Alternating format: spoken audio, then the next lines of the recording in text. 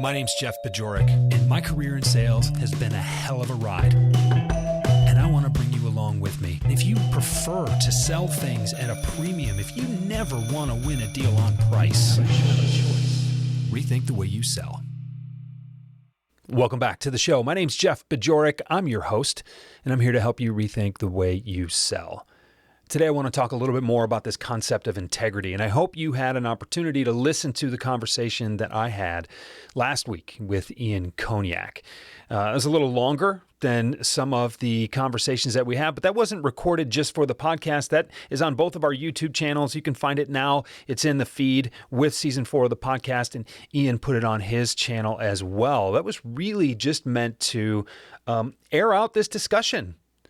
Get this conversation, get this concept out there to as many people as possible, because no one's talking about it the way Ian and I are, and he and I aren't even talking about it the same way. So look, that is time well spent if you want to go back and listen to that. But one of the things that was mentioned during that discussion, but we really didn't unpack, is really the meaning of the word integrity. And when you say integrity, particularly in a sales sense, you think about, am I selling snake oil, right? That's not integrity. It's not integrity to, or it doesn't represent integrity for you to sell something that you know isn't going to work, right? For you to lie about the benefits of what it is that you have. It's not acting with any integrity to say one thing and then do another, right? Okay. We're all on the same page with that. But when we go back to what the definition of integrity is, when we go back to the literal root of the word, and it's kind of funny to think about how words are designed, right? There's a design department for words, right? But, where does this word come from? The root of integrity is integer, which means whole. And if you go back to math class, integers are whole numbers. They're positive numbers, negative numbers, even zero, which represents nothing, is an integer. It's a zero. It's a representation there. So this feeling of being whole is what I mean when I talk about integrity. And that's why when I spend time talking about alignment and, do you believe in what you sell, who you sell it to, how you sell it, and why? That alignment there, those are all components of the whole. Do you feel more whole when you win? Do you feel more whole when you help other people? And if not, why not? Like, this is where I go all the way back to episode, really was the first season, a couple of episodes in there. You have a choice for who you work for. You have a choice of how you do the work that you do. You have lots of choices along those lines. Why would you choose to do anything that doesn't leave you feeling more whole at the end? Oh, Jeff, I got to pay the bills. We need a job that pays me well, and need a job. I can let some things slide if I don't totally agree with this, or I'm being told to do something else. Got to follow the rules. I don't want to get in too much trouble. I don't want to rock the boat. Okay, look, that is all well and good. And I want to be clear. You're not a bad person if you are giving up some of your integrity along the way. But let me be absolutely clear about something. You're not doing your best work. You are not doing your best work unless you are working in your full integrity. And the beauty that comes along with all that, not only do you create better results for your own company, not only do you create better results for yourself, not only do you create better results for your customers, you get all of the non-monetary benefits that go along with that. You get to sleep better than you've ever slept. You get to wake up excited. You get to be decisive about what you do. When you think about all the things that happen when you don't have your full integrity, and you think about that call reluctance, when you think about the Sunday scaries, when you think about the indecision of, what do I do next? What is should I do this? Should I do that? Should I have that conversation? Should I avoid that conversation? Should I engage with this person? Should I ignore this person? All of these things those come up when there is some lack of integrity. And almost everybody has some lack of integrity, right? Almost everybody has something that they could refine a little bit more. You could always be a little bit more focused. You could always be a little bit more diligent. You could always be a little bit more closer to the person you know you are capable of being. But let's step back from that. I'm not talking about fine-tuning things. I'm talking about, are you in a position where you can 100% get behind what you sell, who you sell it to, how you sell it, and why? And if you are compromising on any one of those things, you are losing the ability to do your very best work. And if you are compromising on those things because you can get a little bit more money over here, because you have whatever, you are selling your integrity. So my question is, how much are you selling your integrity for? And why'd you discount so much? So what does it mean to sell like you? Well, in short, it means more pipeline. It means bigger deals that close faster and more often. It means more customer loyalty, so there's less churn. And it means a culture on your team where winning is expected and everyone's having fun. Now, if this sounds like something your team needs, go to jeffbajorek.com/services and find out how I use this approach to help teams like yours create world-class results. Now, back to the show.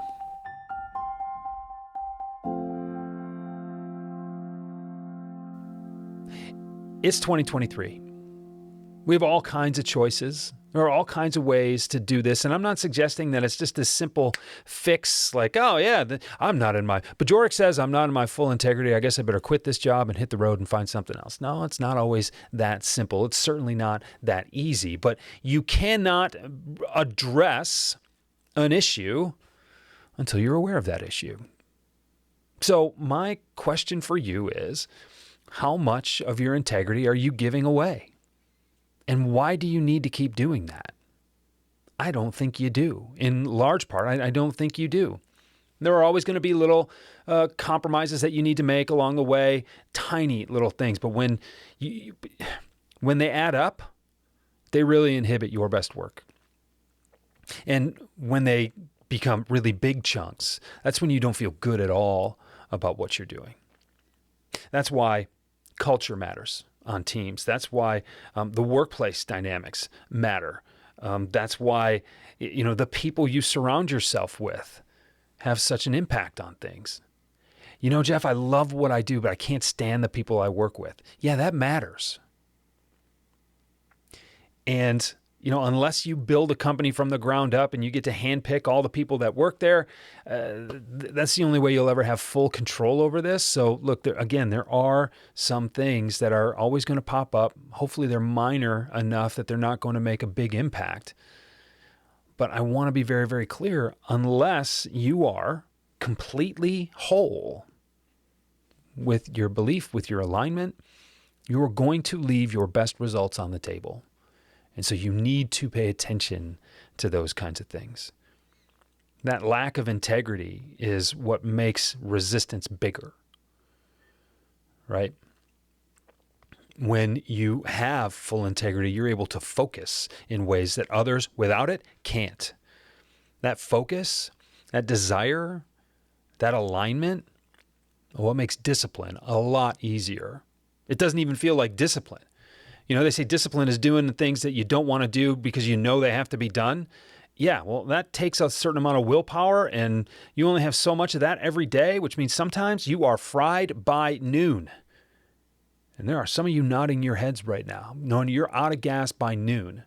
And then there are other people who can work for what feels like 24 hours straight without stopping.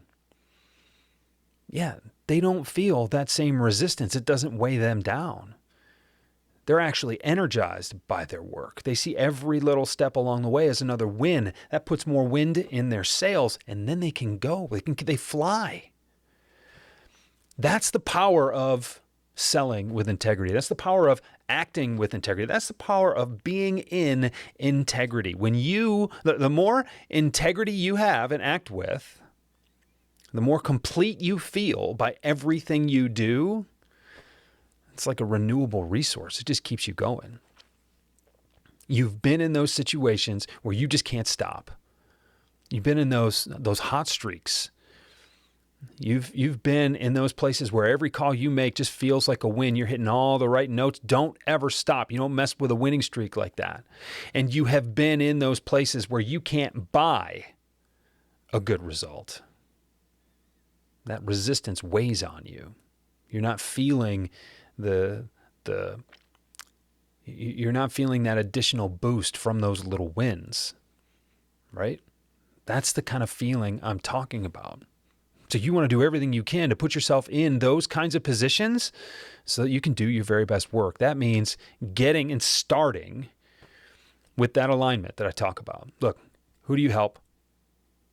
What do you do to help them? How do you go about selling that solution, and why are you where you are, right? So what do you sell? Who do you sell it to? How do you sell it, and why? Those are important questions to ask.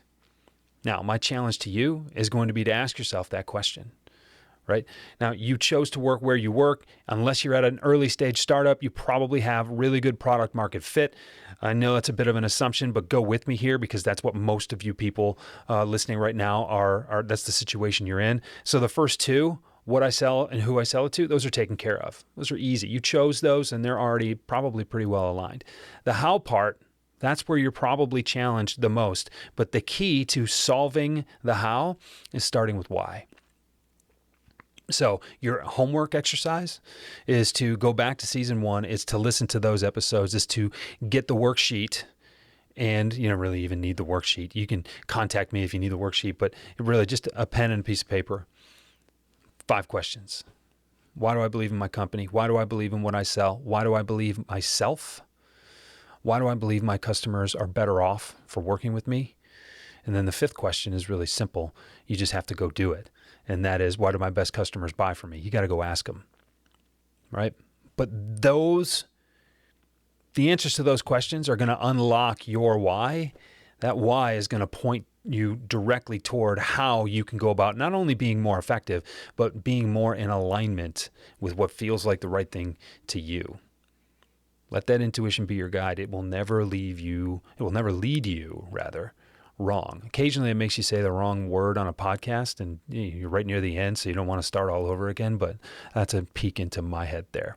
So thank you for sharing 10 or 12 minutes with me today. I hope you enjoyed that conversation. I have a ton of great interviews coming up. Next week, we've got David Premer, and one of my favorite people, killer sales guy, absolutely knowledgeable, has a ton of great experience, both as a non-sales seller, as well as a great, very, very successful salesperson, and then went and led teams. And now he consults with companies and tells them how to do all of those things really, really well. So my conversation with David is coming up. Thank you for being here. You got a lot of choices. Please share this episode with somebody else if you think they need to hear it. And if you think I'm onto something, hey, let me know. jb@jeffbajorek.com. That's the best way to get a hold of me. I will talk to you again soon.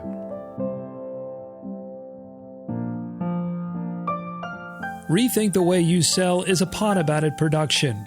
It's mixed and edited by Doug Branson, with music by Blue Dot Sessions and Doug Branson.